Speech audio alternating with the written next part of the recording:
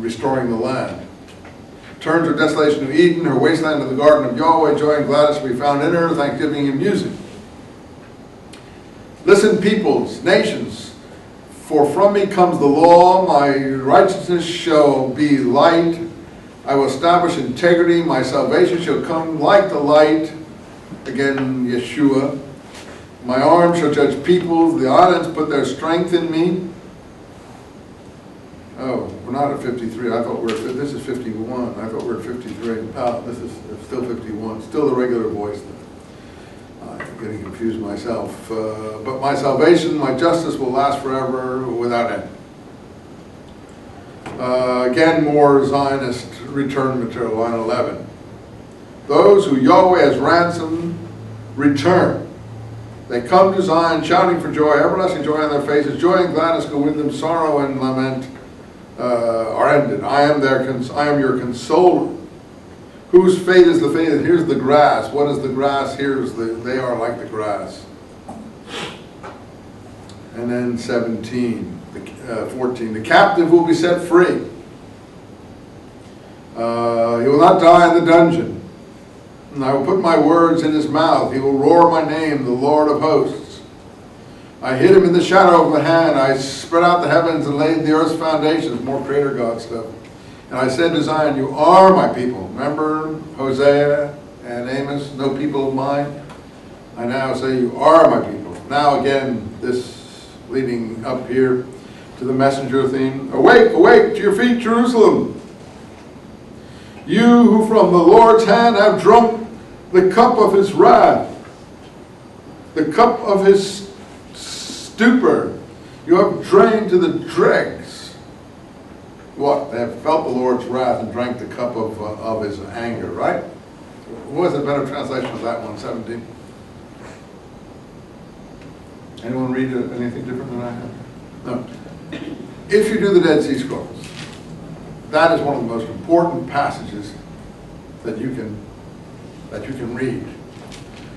Because in the Dead Sea Scrolls, there's a tremendously important section in the commentary on the prophet Habakkuk, which has similar imagery about Babylon falling and so on to Isaiah here. And that commentary speaks about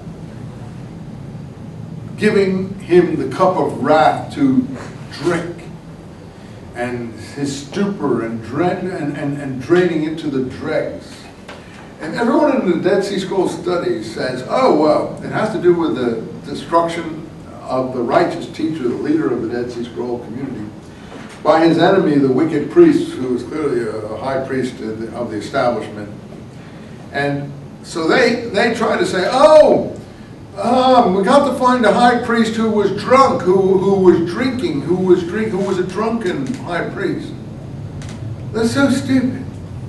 Anyone who reads this imagery knows that the drinking the cup of wrath has to do with divine vengeance. It's nothing to do with a drunkard. And yet this is the way Dead Sea Scroll studies are carried out. So they look and they try to find, so they find a Maccabean priest and they say, oh, he was killed when he was at a banquet. Oh, that's the wicked priest because he was at a banquet, he must have been drunk, so therefore he's the wicked priest. I mean, it is like so stupid that, if I were on the television like some of you saw me, I mean, I would love to be able to say it 100 times, but, we're dealing with people from Harvard, Oxford, Princeton, Stanford, Berkeley, geniuses from all these great places, and that's all they see in these passages. They don't understand divine vengeance at all. And yet it's all in the book of Revelation too. If you want me to show you the passages in Revelations that pick up from this, if I can find it here, I will. It's around chapter 14 or so. See if I can find it. You probably haven't got it marked. That's why I like to mark everything. Sometimes in the Bibles, it's about Babylon. Here it is, 14:8. Second angel followed, say, Babylon has fallen, Babylon the great has fallen. People think this relates to Rome. Babylon, which gave the whole world the wine of God's anger to drink.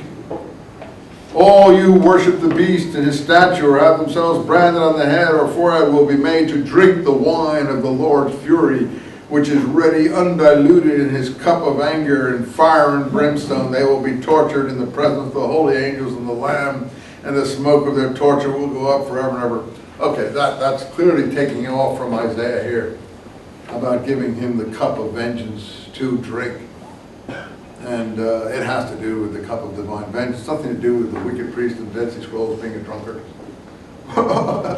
It's just total inability to relate to poetic metaphor. It's really so pitiful that I don't understand why we at a place like Cal State Long Beach have to tell these supposed great scholars how to read a piece of literature. But unfortunately, this is the way things are.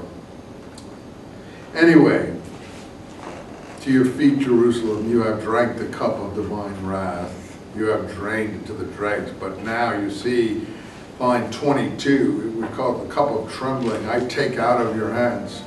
I don't know who's calling me. Pardon me while I turn this off. Private call. I'll tell you what we're going to do. I just turned it off. Whoever it was. I should have turned it off before, I apologize. Okay, so I take out of your hand the cup of trembling, the chalice of wrath. This is, again, all leading up to the suffering servant material, which is, again, very violent material. You shall drink it no longer. I will rather put it in the hand of your tormentors. They're the ones that will drink the cup of divine vengeance. That's why I subtitled this new book of mine that you've been working on, The Cup of the Lord, because in the Habakkuk commentary, talk about the cup of the wrath of God. And for Paul, this becomes the cup of the New Testament in my blood. And I show how the imagery is being moved around there and playing off one off the other and so on. But since you've only read parts of it, you wouldn't be able to relate to the whole presentation. Also, Linda has read parts of those things. Anyway, I put it in the hand of your tormentors, and bow down, and we may walk over you while you were on your back on the sidewalk, on the street for them to walk on. But now, look here, Zion, awake, awake.